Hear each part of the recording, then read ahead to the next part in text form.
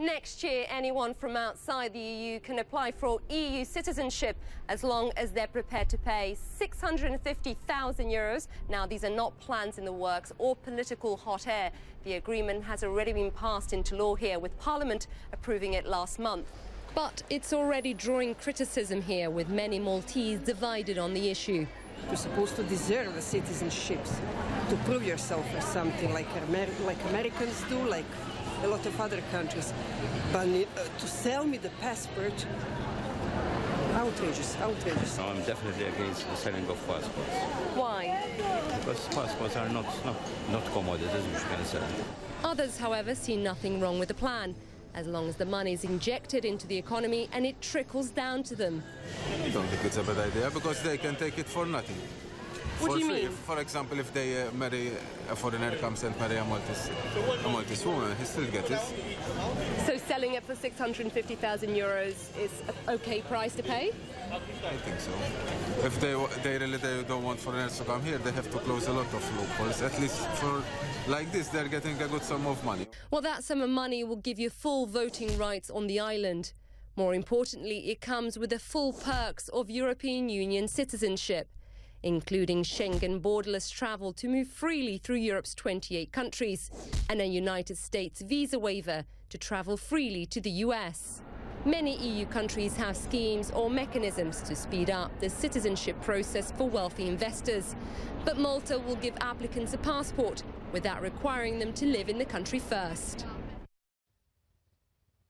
To tell us more about the scheme, Isa joins us in our London studio now, back from Malta and La Valletta. Isa, this isn't the only European country to be doing this. Spain, Portugal, which is where you come from, have already opened their doors to other citizens who can buy big chunks of Lisbon and Madrid. But the key here is that they don't have to be a resident, do they? That's exactly it. I think the key here that it's much less stringent than what you get in Portugal, that you get in Cyprus and in the UK, which is much more expensive. But you know, here the concern that we're having here is that the policy measures that might come in are not very strict. And really, that's what the government needs to focus on. Now, it's obviously, as you heard from those people there, that some people found it disgraceful. Or whichever way you stand, whichever way you stand, it is profitable. It will be profitable for them. The time I was there in La Valletta, basically telling to me that the agency which administers the scheme was telling me they expect between 200 to 300 applicants in the first year alone. And the government itself has said it's expected to make €30 million just in the first year, just from these applications. But there is controversy back in Malta, and there's talk of that it might need tweaking. Now, initially, Nina, they wanted to keep the applicants' applications secret, so the name secret, because they thought they actually may get more investment. But now opposition has butted in and basically said, look, this can't happen. This may attract some sort of criminals into our system. So the government's tweaked it slightly. I spoke to Malta's Foreign Affairs Minister, George Vella, who told me, it has been approved, but there's some tinkering that needs to be done before anything goes ahead. Take a listen. The thinking was trying to attract a certain individuals who've got capital, who would come to Malta, who would invest in Malta, and who would help with the economy. It has to be admitted that other countries do have these schemes, possibly different from the one that we launched.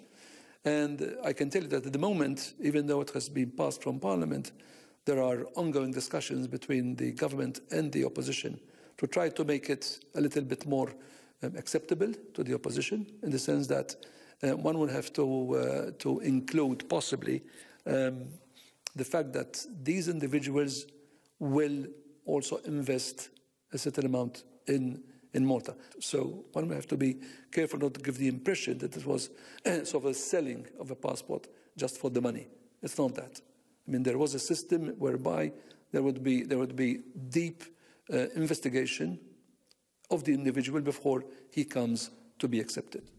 But many will still argue that it's too lenient, that perhaps it's a backdoor route to EU residency. What's to say people will not stay here, they will go on to other countries? There are ways and means of making it more reasonable, more palatable, even to the opposition. Why not? And We're a government who are open to suggestions, why not? But then let's not forget how easy it was for even certain undesirable elements in the past to get hold of a Maltese passport through marrying, by paying a certain amount to an individual and having a marriage of convenience. And eventually ending up with a Maltese passport in hand. This is definitely nothing to compare with that. So, Issa, I suppose in synopsis, though, other European countries will not want Malta to be used as a backdoor. It's a very small island. They can't actually house all these people who might apply for these passports. Where's this going to lead us? Well, the problem is it's ruffling a lot of feathers, not just, well, particularly in the UK, because I think Another island state, yes, ironically. Exactly, because their programme is less competitive. It's much easier to get, so the Brits won't be very happy about.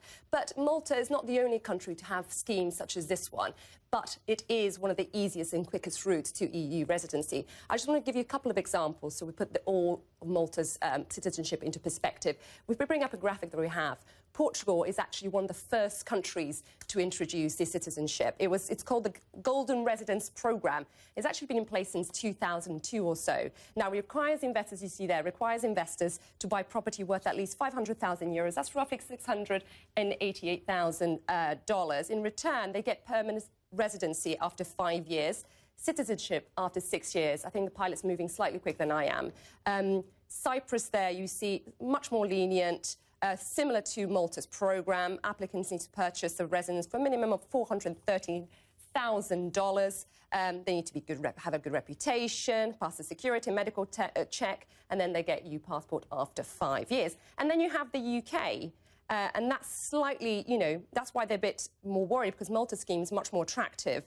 It's called Tier 1 Investor Visa Programme. You need to invest $1.6 million here in property, stocks and bonds. You need to live here for 5 years before applying for citizenship. And then there's strict requirements, Nina, which is what you mentioned earlier, about how much time you actually spend in the country. So for super wealthy travellers, jet setters, this is not ideal.